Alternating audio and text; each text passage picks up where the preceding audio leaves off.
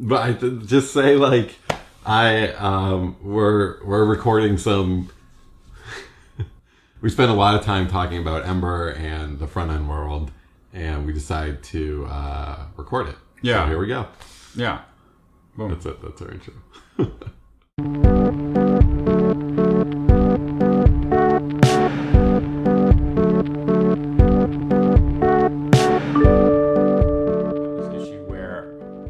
We have an app we're going to be building soon, and it's going to be a Rails app, probably, at least one part of it. And we're not going to be able to use, maybe not be able to use Ember for the front-facing part. Right.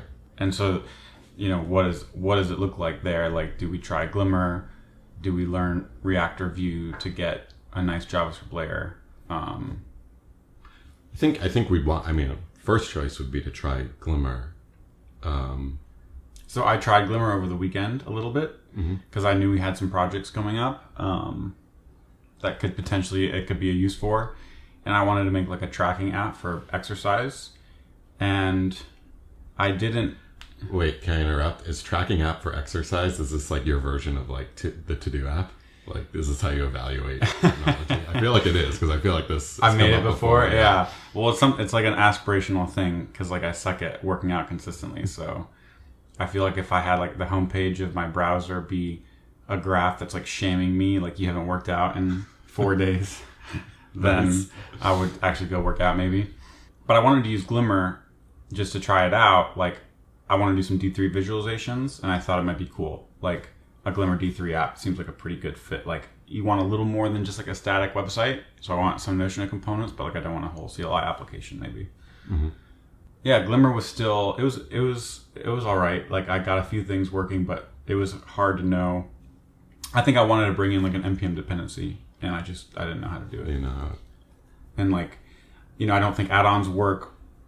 If you install an add-on, like I don't think it will just be imported into the thing where you can just import it. I think I wanted like moment.js. That's right. I was trying to do like a visualization like on the GitHub squares, and I wanted that. Where it's like a green square if you worked out this day, and it's not. So I can just see like a chart, and I can say like, look at all those gray squares, like, Were you able to get, even if you're not using like the Ember Moment add-on, were you able to get Moment? I think I tried Moment, and I was like, installed it. There's a package JSON there, so you can install it. And then like app.import it. But I don't think app.import works right now. There's an Ember CLI build file you get, but I don't think app import works. Okay. So that was kind of like, then I was just like, I really want to just be making an Ember app right now. Right. And I thought about this with respect to like our client project where we might be needing something similar. And I just feel like, it's gotten to that point where I'm just used to all the conveniences in Ember. I mean, it's almost like a cliche thing to say, but it's just like, I'm used to not thinking about that kind of stuff. Like if I need Moment, I know how to get it. And I can just, it's nice not to have to take my mind out of the flow. Like I'm creating something, I'm building something, and I just pull things in as I need them, and I don't have to switch contexts. Like, how am I going to actually accomplish the lower level task of bringing a module into my project? And I can just stay at the higher level of my application. It doesn't sound like this is a problem that's specific to Glimmer. It sounds like if we were using Reactor View, we would still have to be thinking about these things. Especially because we don't know those setups. Right. Like, if someone's done 4 Rails apps with a React integration layer, like it's probably easy for them. Yeah. So that's Glimmer. What was the Ember NYC talk on? Yeah, so I gave a talk at Ember NYC, and it was about Ember's reputation, but we also talked about like why companies make decisions. So like, why do people choose Ember or not choose Ember? We were talking about Ember. Obviously, it was an Ember meetup, but more generally, it's like, why do people make technology decisions? And like a lot of times, it comes down to those early experiences that people have with a tech. So like a getting started guide or something like that. And I talked about how when React first came out, there was and we talked about this, leading up to the talk, like React had a really strong simplicity argument, and it was what was responsible for a lot of its early success, right? I mean, your first React app is 6 lines of code. It's a script tag and 6 lines of code. Exactly. So it's like really compelling, And I had just remembered following some of the folks in the React community, and we were kind of fiddling around with Ember at the time, or I was at the time, and it was like learning the Ember patterns, a lot of the patterns from the MVC architecture of server apps like Rails, and then a lot of things came out at once. Like it was like React, and then like GraphQL. I remember there was this blog post that was like, oh, in the last year, like Facebook just taught us all how to do web development. Yeah, there's Flux was around this Flux time. was around, one-way data flow, immutable data, and like all these things came out at once. And it was like, oh, are we going to really change how we like structure things completely? And it was like, and I remember specifically thinking about Ember data, because Ember data is like this way to like model your relationships and your data. It's like an ORM in the client. And these blog posts and stuff were saying like, once you have immutable data, once you have a virtual DOM, once you have a one-way data flow, like the problems that a rich client-side like ORM solves are no longer a problem. And there were some aspects of the technology for which this was true. So like in Ember, we have computed properties, and you have to specify their cache keys for them to work, right? Mm-hmm. And like that's just a fundamental aspect of the programming model. Whereas if you take a programming model that re-renders every time anything changes, you don't have to worry about that. So that is true. That's like, I've heard Ed Faulkner talk about this before, like the difference between essential complexity and incidental complexity. Whereas like there's some things that are essentially complex about these kinds of applications. But then there's things that are only incidentally complex. They're only complex because of the way you're approaching the problem. Right. And so the question is like, is the complexity of a client-side ORM incidental complexity, or is it essential complexity? And it felt like all these articles were saying, a lot of these patterns that we're used to, actually, if we just learn this new way of doing things, then we just eliminate an entire class of problems. There's like an entire class of things you actually don't even have to deal with anymore. And it was all happen to be incidental. Mm-hmm. And then I just find it interesting because that was kind of the drum that was beat in a big way. And then obviously with Flux and then Redux coming out, we're back to a spot where we're all having similar discussions. Us in the Ember community, people in other communities are having similar discussions. And again, this is not to like beat up on React. Like React has been an unbelievably good thing for the front-end community and for the Ember community. But we were just talking about Ember's reputation as big and complex and a lot of it being unnecessary. And then I was asking the question, well, is something like Ember data unnecessary, right? Because originally it seemed like it was, but then when folks using React ran into the same problems, they ended up needing something like a global identity map, a global store, which is basically what Ember data does, right? So what is the React equivalent of a global identity map? So in React alone, there's nothing. I mean, you could code something where you have like a single object that holds all your state, and you always pass it through application component, right? But the whole point is like, when you have sibling, which is Redux. Oh, right. Yeah, okay. Yeah. Exactly. Right. So in React proper, there's nothing, but then Redux came out, and it's like, is Redux solving the same problem Ember data is? And I would say, yeah, it is. In a lot of ways, it is. So just to reiterate what you said, Ember data, even going back further, we're building back-end applications, and we see these patterns in back-end applications like ORMs is an abstraction around getting our data. Right. We start building front-end applications, and we want to bring a lot of these patterns over. So right. We build a front-end ORM. Instead of pulling from a database, it's pulling from an API. Right. Then React comes out, and not just React, but a few things like Flux, emberMap.js, React, and there's an argument that you don't need an ORM. Right. You use POJOs. Right. But then now we're moving back towards the argument you do need an ORM. Like you do need some I'm using ORM. ORM isn't the right word. You need like some global store. Yeah. To store state.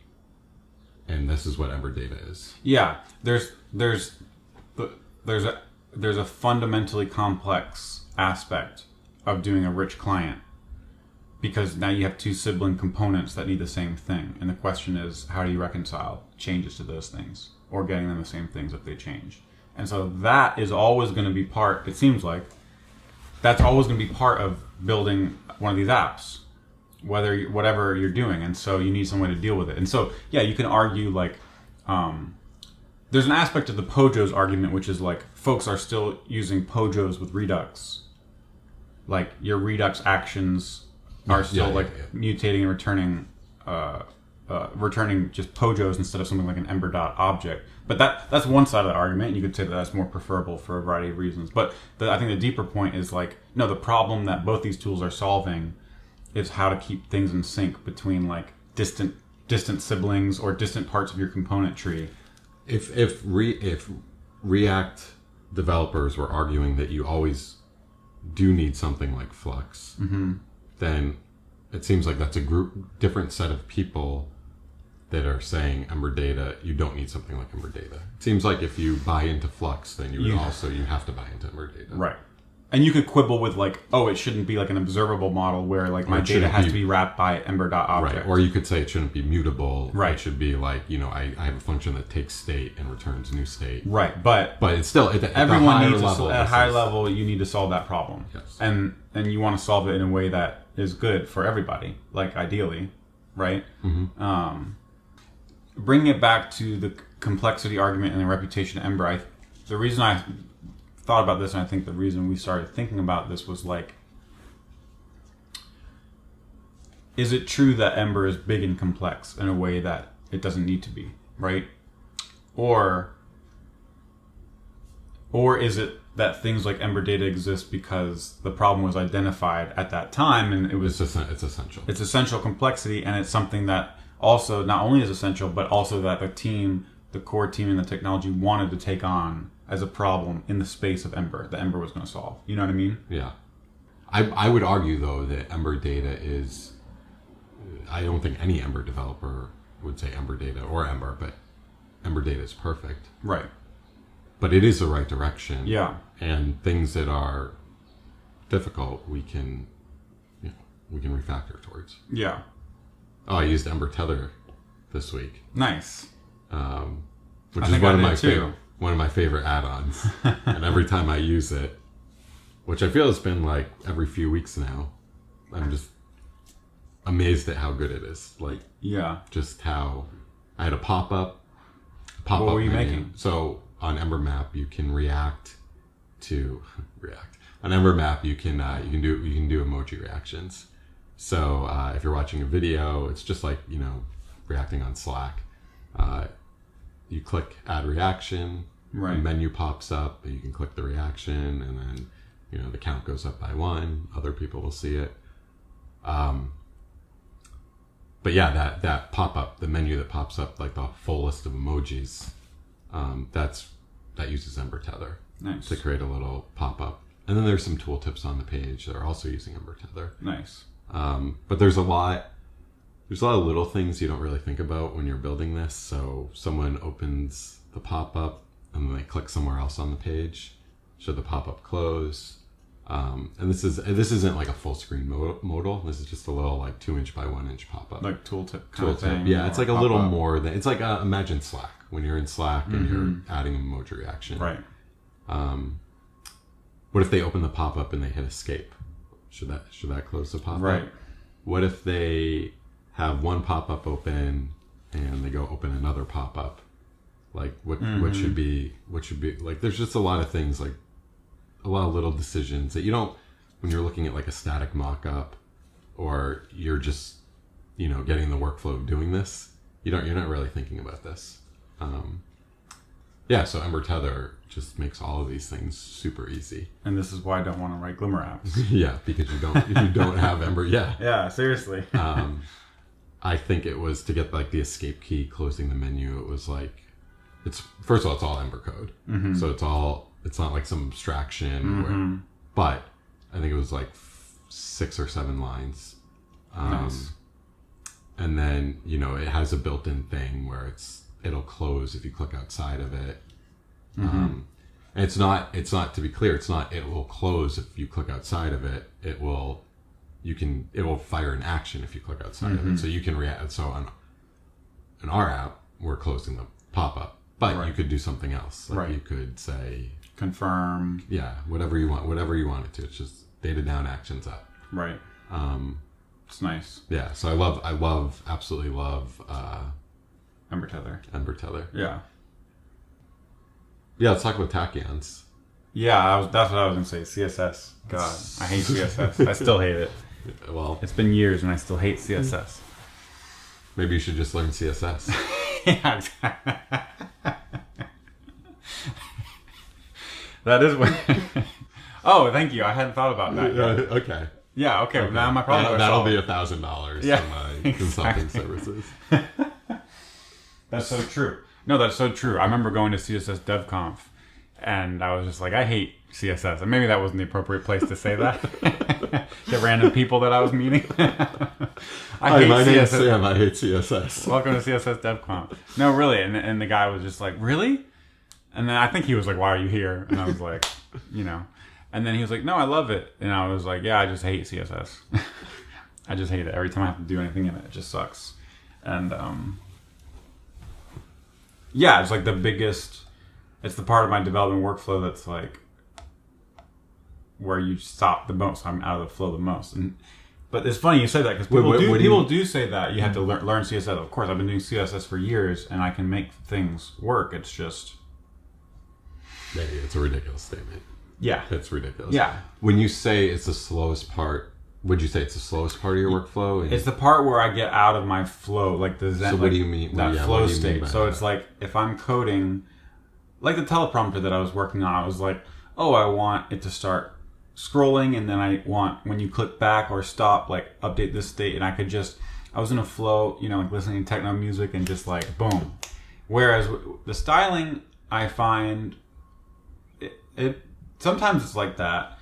I like when I open the dev tools and I'm just like experimenting live. It feels like a natural way to design. But then it's like, it comes to like, where do I write these rules? How do I write it in a way that's like good? You know, at TED we did BEM. Basically, we realized the reason for a lot of CSS conventions is so that you don't have to think about where to put something or if it's going to affect something else. So the reason you do things is like to avoid the cascade completely. Right. So BEM, every class name is unique. So you might as well not have classes at that point. Yes. You might as well just be styling the component. I mean, that's the point. You're trying to do that. So it still feels like you're fighting against it, right? It feels like at that point, right, you really want... It's like CSS is just the target. It shouldn't be the programming model in your mind. You know what I'm saying? It's like, you know, like we organize our Ember code with classes and objects, and that's the level that we're thinking at.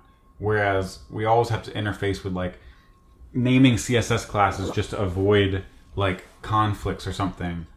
But it removes you. Like, I just want to make this thing, you know. Right. And that's why we started using Tachyons too, because it was like, it's almost closer. Like, I want to make this thing blue, I just make it blue. And it's like, there's an implementation detail here, there's a class, and it looks like this. But like, you want to be in that flow as long as possible, you know? So the idea, you have a box, you need to make the box blue, and now you have to come up with a name. Yeah. And it has to be a unique name. And it has to make sense to other colleagues that are going to look at it, and to you later. And so you come up with like alert box __. Is it capitalized? Info. Is there a hyphen between alert box? You know, yeah, where do you put that file now? You have to get something set up to have a local file. It's just like, we're all making these decisions over and over every time. And even if you buy into that conventions, you're still having to do it. It's not like we're able to make... It's not like we made an abstraction where... You know what I'm saying? Like, when we first started Mirage, we were doing the same Pretender setup, and then we made an add-on, so we didn't have to do the setup anymore. The setup was done once for us by the add-on. Whereas even if you come up with a BEM name... You still have to do the setup, still work in that model. Yeah, you still have to be aware and say, oh, right, what is the thing here? It's hard to create abstractions that make it easier. It doesn't ever feel like it's easier to be writing styles. It's just like I'm trying to tie my hands so that I don't shoot myself in the foot later with these conventions. But it's really just up to me to do it. And like you could imagine doing linting, but it feels like the wrong way to think. Right. It feels like you want something that's just like much simpler. So I just hate CSS. So what? Let's talk about Tachyons. Yeah. So why? What is Tachyons? Yeah. So we heard about Tachyons. Our colleague Vince, he came to TED and he brought Tachyons, which is like an implementation of the functional CSS stuff. which was enough to make me want to never even look at it, because I was like, this sounds just like someone saying something, because it's like, you know, immutable CSS, please. Exactly, right, exactly. But then the idea is you never have to write CSS. So I was like, oh, okay, wait a second, come back here. There might be something here. Yeah, there might be something here. Exactly. The idea is you just add the classes to your HTML, and there's a couple cool things that come from this. You never have to write new CSS classes, and you're also constrained, so you don't have the full set of CSS available to you at any time. The idea is there's a pre-selected set of CSS classes that you use. You can adjust that set to match the look and feel of your app, and you can have like font scales and color scales and things like this.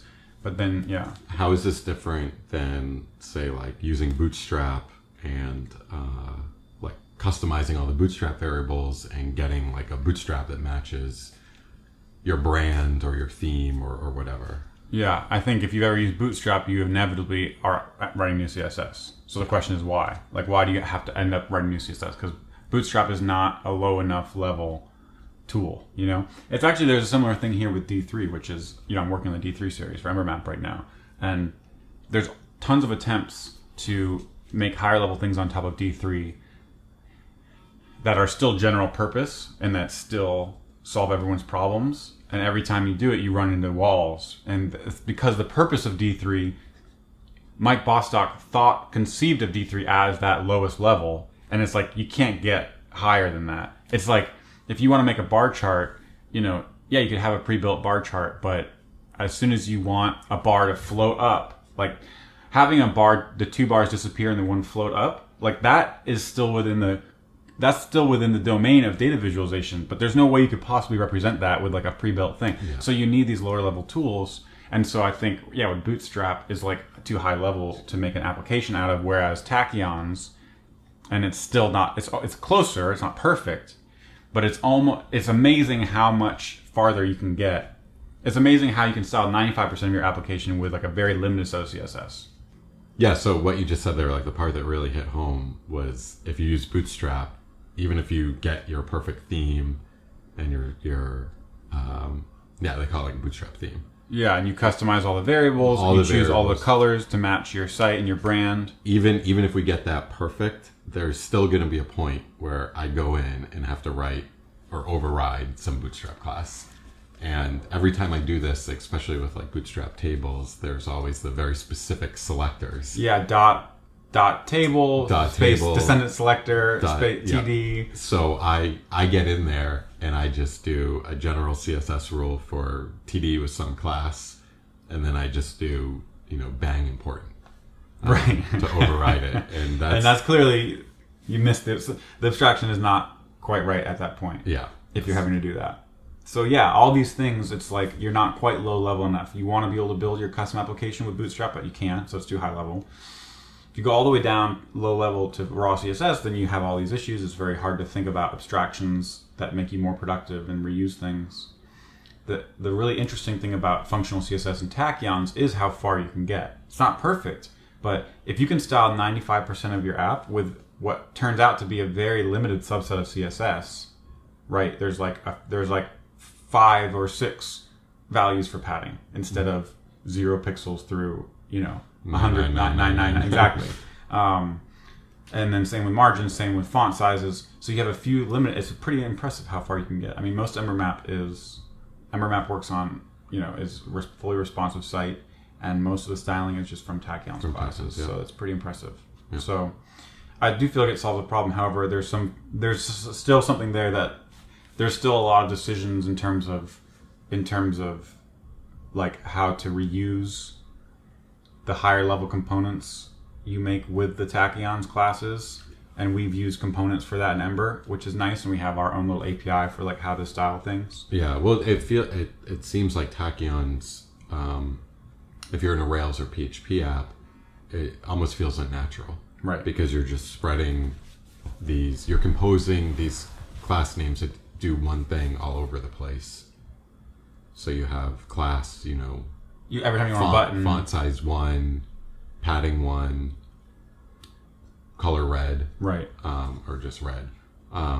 Yeah, but you're just repeating that every time. It seems like And what you want is a button, which is why the Bootstrap model is great, because I want a button, so I just write A with class button, and I'm thinking at the same level. Like, I want this to be a button, I'm writing a button.